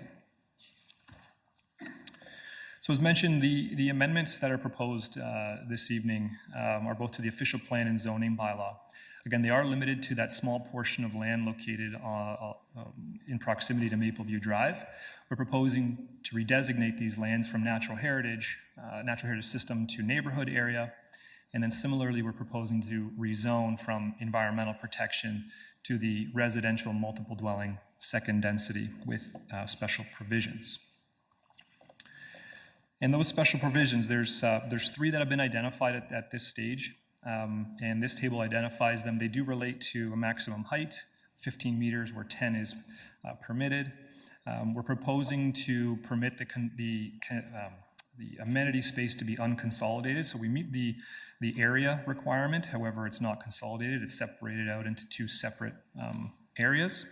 And then lastly, we've identified a density provision, I think at this stage, and we look forward to working with staff on this, but at this stage, I think out of an abundance of caution, the density that we are proposing would be the number of units divided by the area that we have identified as being potentially developable and not over the entire site. So it's a smaller area, it's a higher density value as a result, but nevertheless, it is proposed for consideration. I did mention through multiple pre-consultations, we've been working with staff on this development application. We also took the opportunity at the recommendation of staff to consult with Lake Simcoe Conservation Authority. They have a service, a paid service where you can provide preliminary information. So we took that opportunity, we submitted the floodplain analysis to them to get their approval in principle on the limits of development, just to ensure we had that clarity before submitting the formal application. And then furthermore, we conducted our neighborhood meeting in October of 2025. There were a few members of the public in attendance. The questions and comments that were raised were around what's happening with the balance of the property and some general concerns about the natural heritage potential for impact. So in summary, Mr. Chair and committee, the proposed applications, they would facilitate the development of 36 stacked back-to-back townhouse units, along with 54 parking spaces, amenity areas, and an access from Mapleview.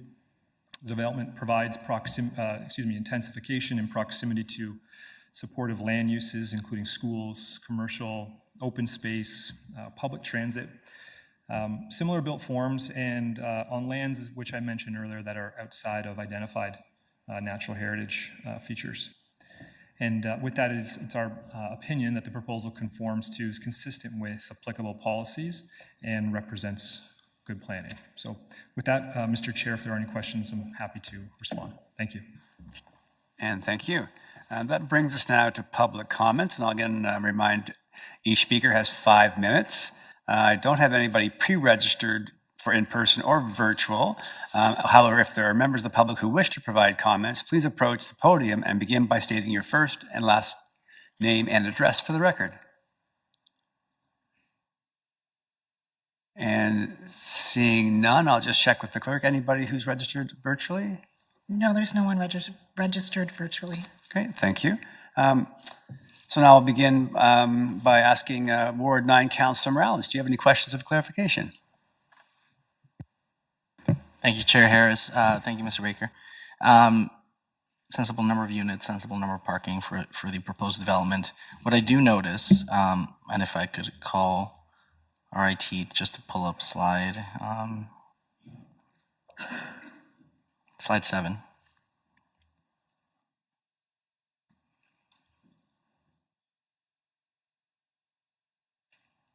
Actually, let's go with slide 5.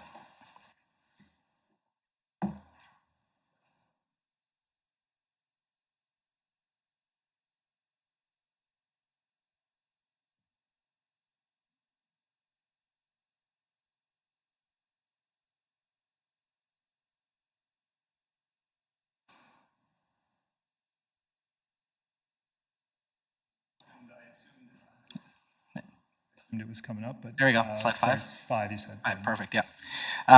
So as can be seen there from the slide, your proposed development limit is a fraction of the subject site as it stands. Correct? Okay. Okay. Mr. Chair, correct. Correct. And in your presentation, you obviously stated that the heritage nature and characteristics of the development limit is, in your opinion, and obviously the visual is worth 1,000 words, very different than the natural heritage and ecosystem nature of the rest of the land, correct? Through you, Mr. Chair, that's correct. So when a natural heritage evaluation has been undertaken, not only does it consider potential impacts to the area proposed for development, but potential for impacts on adjacent lands as well, which has been considered. Okay. Has there been any consideration by your client on taking the natural heritage system of the lands north of your development limit and possibly gifting them to public hands, specifically the city's newly formed conservation trust, which I hear is a very popular program around this horseshoe, but maybe there's some bias there. It's an excellent question. Through you, Mr. Chair, it's an excellent question. I think we are certainly open to having that conversation and working with staff. There's a lot of technical items to still go through, and we're happy to include that as one additional item to consider as we move this forward. Okay, and I bring that up, and obviously I'm sensitive to technical discussions about ecosystems and doing this kind of arrangement with the lands. But again, the density and the units are sensible. This is Mapleview Drive, technically an arterial, but it behaves like an intensification corridor. I've said that in the past, I'll say it again. But as well, we do have the Lovers Creek in the area. It's a very sensitive area. Ward 9 residents have prioritized that time and time again. The mayor and the Conservation Trust has also prioritized that. It's part of a greater ecosystem in terms of our water system. And I think this is a good opportunity to somehow get a rare, it happens in Ward 9 more often than not, but to get a win-win-win where we get more housing for residents, a sensible density to existing residents, and an actual preservation in perpetuity to the public in terms of important lands that then go to public hands and go into conservation trust. So let's have the discussion to get that win-win-win if possible. Through you, Mr. Chair, I welcome that opportunity. Thank you. Perfect. No further questions. Great. Thank you, Councillor Morales. Thank you, Mr. Barker. If anyone has any further written comments, you can submit them to Dana Sotheby, planner at dana.sotheby@barrie.ca. And that concludes this public meeting. Thank you. And brings us to our fourth and final public meeting. There will be no presentations this evening as the proposed zoning bylaw amendment was introduced by Mayor Nuttall pursuant to Bill 3, the Strong Mayors Building Homes Act 2022 in accordance with subsection 284-101 of the Municipal Act 2001, SO 2001 C25 as amended. The purpose of the amendment is to prohibit illegal uses, further to direct motion 2006 A0760, tolerance enforcement of drug laws within the city of Barrie. And before we go to public comments, I would ask speakers this is about this matter. No other matters will be permitted. So please speak to the purpose of the amendment to direct motion. So public comments. Again, reminder, you have 5 minutes, and please begin by, Pardon me, and I do have a note that I've missed. Mayor Nuttall, you have any comments, please? Yeah, thanks so much. So I just want to speak to this in advance. So first of all, I know you don't need any introduction, but Chief Johnston's with us this evening. Chief, can you wave to the folks who are with us? If you are, I think there's some confusion in the reporting of tonight's meeting with regards to this fourth public meeting. And if you are here to talk about zero tolerance on the streets with drug laws, or any of the other legal pieces of the motion a few weeks back, which was a strong mayor's directive, then Chief Johnston can and will speak with you during this meeting. He can go over into the Sir Robert Barrie room, and Eric on my staff will help both direct that and provide support to Chief Johnston through that. If you're here about illegal dispensaries specifically, which is what this piece of the public meeting is regarding, then this is the place to be. So if you'd like to have a conversation about zero tolerance on drugs or some of the things you're seeing downtown, again, Eric and Chief Johnston are there. Please go with them. If you'd like to talk about illegal dispensaries as part of this public meeting, this is the place to do that. But this isn't a public meeting about zero tolerance policies. So I just want to confirm that those are the two separate ones. Once we saw the mix up in some of the reporting, we asked Chief Johnston to come to be able to have a conversation about those broader policy statements. So I'll pass it back over to you, Mr. Chair. And Mayor, thank you for that clarification. And thank you, Chief Johnston, for being here to support the conversation. That brings us to the public comments. Again, 5 minutes, and we ask that you give us your first and last name and your address for the record. We do have, I think we have one member who has pre-registered, so I would now invite Daisy Oliveras to speak.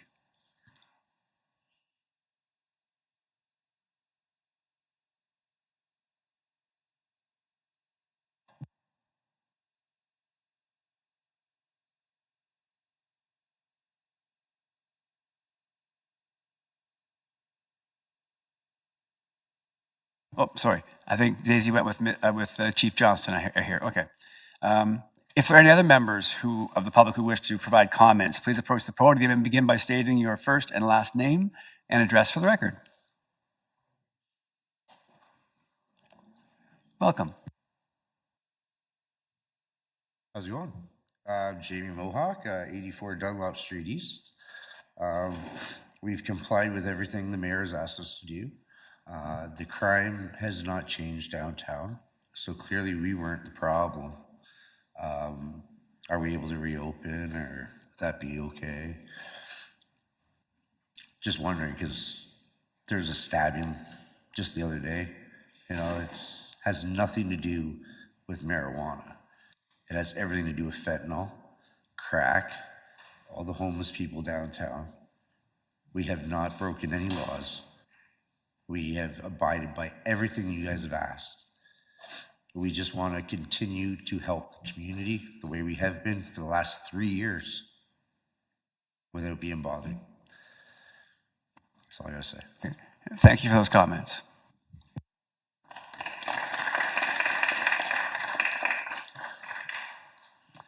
Anyone else like to speak to this matter? Please approach the podium. First and last name for the record. Thank you. My name's Alexander Rothermel. I've been in Barrie for most of my life. I remember when theirs was sunflower fields. At 29 years old, I've never felt so worried about walking around downtown. When I was a teenager, it was a lot of fun actually poking around and stuff, meeting your friends out downtown, popping on out. Sometimes you guys want to go to the bar when everyone's 19 and stuff like that. At 29, at 11 o'clock at night, I don't really get out my car anymore. I leave it locked on up. I actually wish a lot of those people were smoking joints down there. I don't think they're smoking joints at all, and that's all I really have to say. Great. Thank you.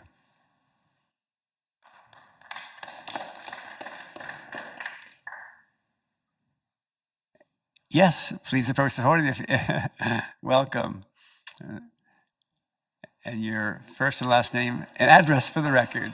We'll take that absolutely.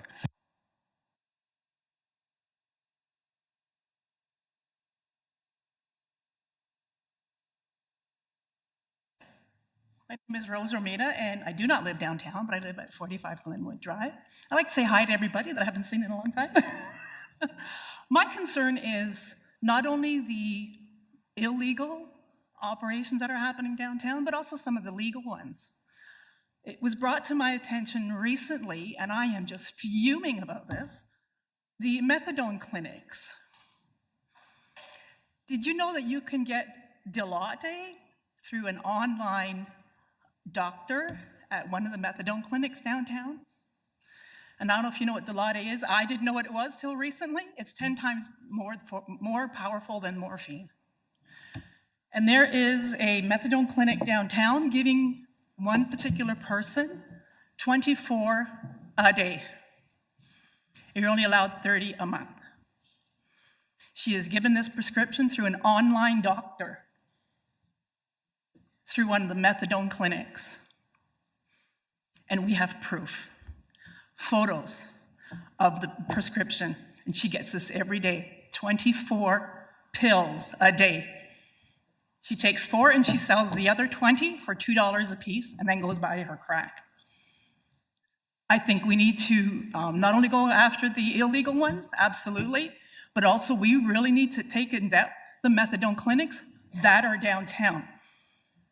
I see the surprised looks on everybody's face. Yeah, I was surprised too. I was shocked. I was livid.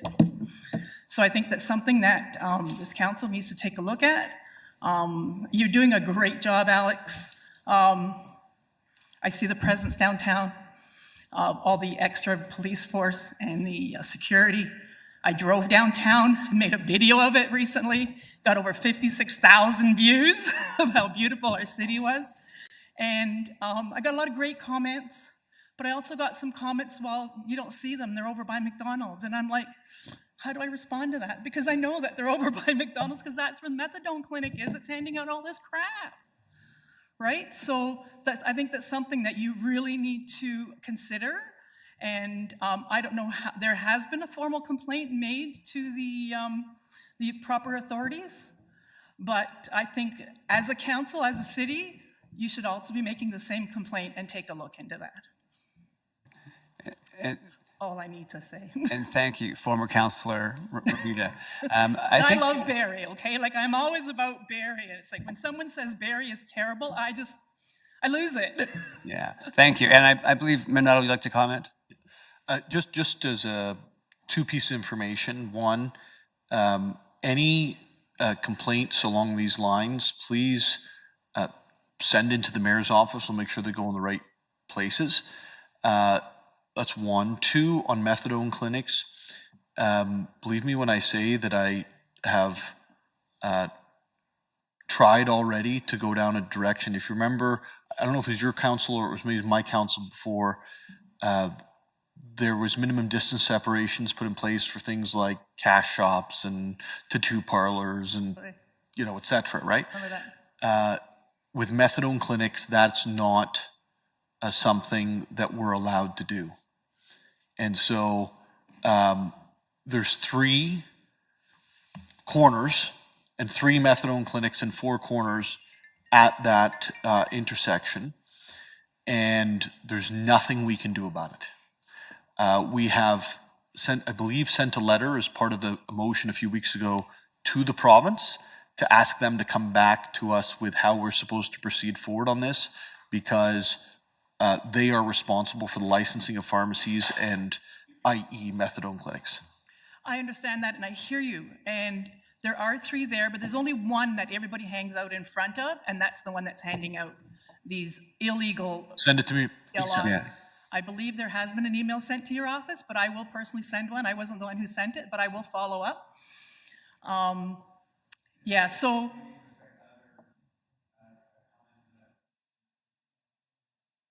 My mic is off. That was on. So I'm just going to be careful that we don't, back and forth between others who didn't get the opportunity. So, but thank you. I know Mayor Mottle wanted to comment on that piece. So, yeah, there'll be a chance to dialogue. So thank you. Awesome. Thank you, Ms. Rita. Thank you for listening to me. Thank you. Are there any other members who would like to speak? Please approach the podium. And your first and last name and address for the record. Thank you. First name is Patrick, last name is Harriet Stewart. I don't live in the downtown core, but I do live north of here in Ward 2. I don't go downtown anymore. And that's really sad because I've been here almost 30 years and I used to go downtown. And when I walk downtown, I would only go down there if I have a meeting, and that's during the day. Downtown has actually become a really dangerous place to be. Tuesday nights I'm in downtown Barrie and I'm at Meridian Place, and it's sad to see the amount of people that are walking around either on drugs or in the process of taking drugs. And it's not a pretty look. Our city, when I moved up here, was by far one of the better cities that I've moved to. I lived in Toronto all my life. I grew up in Toronto, and I moved to Mississauga and I moved to Barrie. And I moved because of the community that it is, and we're losing that. So I would say to council and to everyone else, not on council, but in the city, we have to be mindful of the things we do in our city, but also take and keep an eye out for others as well. We can't help everybody, but we can help one person. And if we can do that, then it'll help. The clinics, not in agreement, but like you said, Mayor, there's not much you can do about it, but we can try and do something. So that's all I have to say. Thank you. Thank you. Is there anyone else who would like to speak? Please approach the podium. First and last name for the record. Thank you. My name is Angel Vita. I've lived in Barrie for 40 years, my entire life. I also don't go downtown a lot anymore. And I can tell you, it has nothing to do with cannabis. To piggyback off of what other people have said, sure, the methadone clinic and the drug problems that we're seeing downtown are a big problem. But that is because the Dunlop Strip alone has 12 or more safe consumption sites for alcoholics, which I believe y'all call a bar, but nothing for anyone who has other substance problems. So the problems that we're having are not deriving from cannabis. I work for an OCS cannabis retailer, and I still support all of our indigenous cannabis stores because I don't believe anyone should own the earth or anything that comes from the earth. Cannabis is a plant. It hurts nobody. It grows the economy. And I think we're shutting down and looking at the wrong places and focusing our energy into something that is really bringing things and money into our community that could be a positive for everybody. So, thank you. Thank you. Can we just get your address for the record? I think we missed your address. 23 Frost Trail. Thank you. Thank you.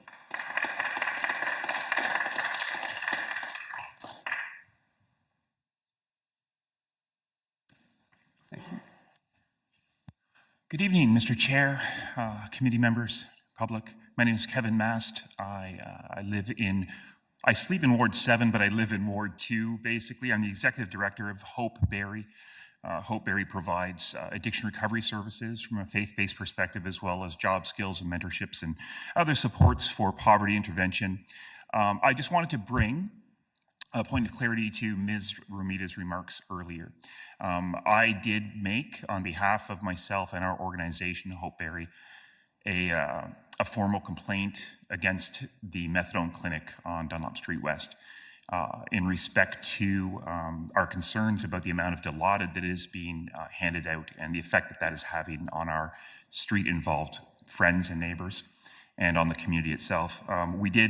The point of clarity is this: that complaint went to the Ontario College of Physicians and Surgeons, who did respond requesting more clarity. and to the Ontario College of Pharmacists, I believe that it's called. And we did copy that original email to your office, to Natasha Halakis. Okay, so she has a copy of that, and she thanked me for that email, and we'll be continuing to follow up with that. My hope would be that that in the same way that the city that this council and the mayor has approached the province and the federal government for help and for changes with laws and whatever it is that you guys do. I don't know, I'm just trying to help people. That perhaps there's a different avenue you could take in terms of the methadone clinic situation and approach the Associate Minister of Health for, I think his title is Addiction and Mental Health, and perhaps take that route. There's something perhaps that you could do there, I suppose. It's a scourge. With respect to all my friends in the orange shirts here, I would also very much appreciate if bylaws concerning the smoking of cannabis around our establishments in particular were enforced. We are supporting and helping people in recovery from their drug use.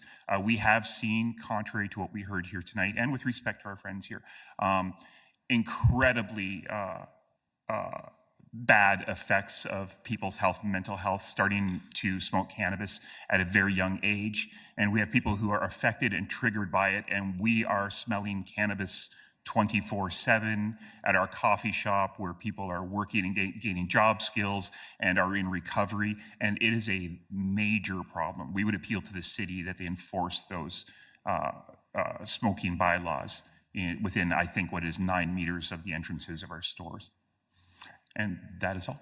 And Mr. Mass, we didn't get your address. We got your ward, not your address, for the record. Sorry. My home address is 187 Columbia Road in Barrie.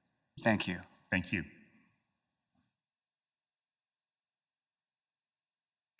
So if there's anybody else who would like to comment, you can approach the podium. If not, we can move to conclude this public meeting.